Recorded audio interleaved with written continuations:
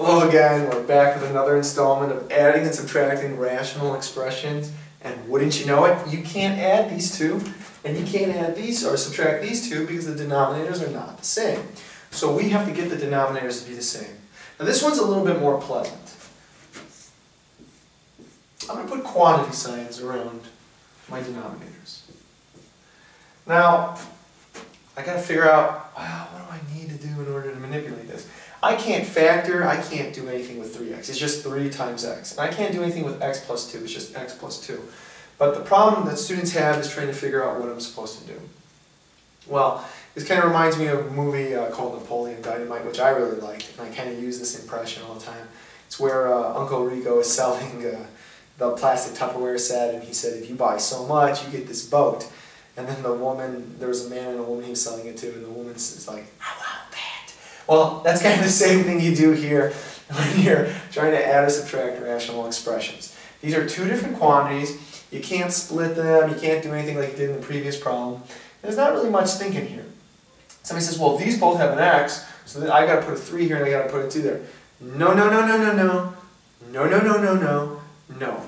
This has an x plus 2 in parentheses. This has a 3x in parentheses. This is one term and this is two terms. So they're different. Just like you can't divide them, you can't just say, oh, they're going to be the same if I just put it. No. No. No. It doesn't work like that. So this one looks over here and they say, I want that. So this has an x plus 2, but now it wants a quantity 3x. So all we do is put 3x. Bam.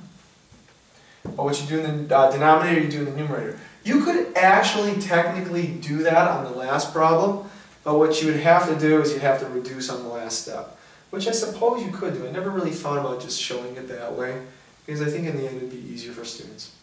Maybe that's hindsight right there. Anyways, now this one's looking over and is like, I want that. Well, what do you want? I already have the 3x, I want an x plus 2.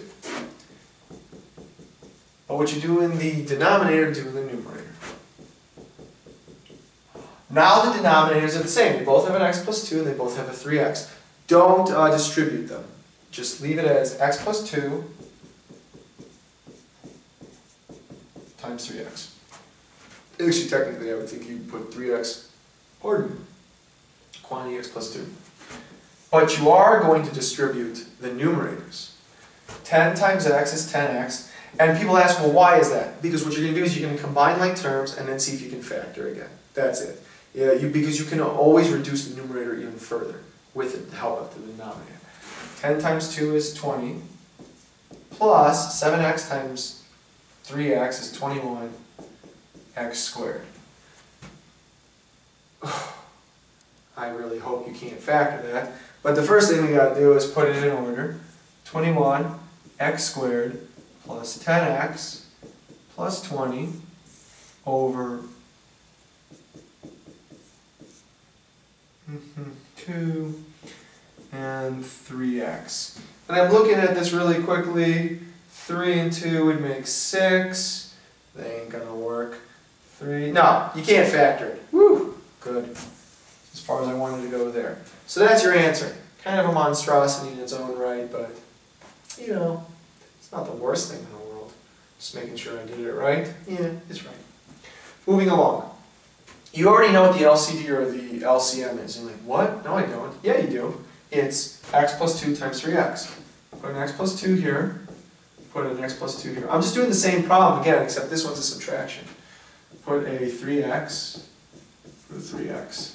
So I have 10x plus 20 subtracted by 21x squared over x plus 2 times 3x. That turns out to be negative 21x squared. I don't think you can factor this.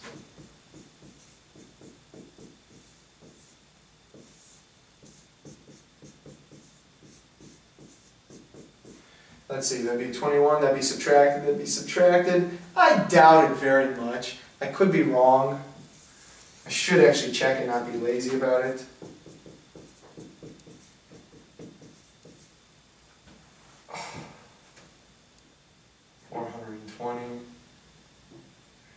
It's 420.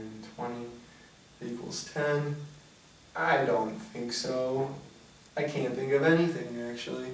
I'm going to go on a gamble here and say you can't factor this one either. I can't think of anything that would work off the top of my head.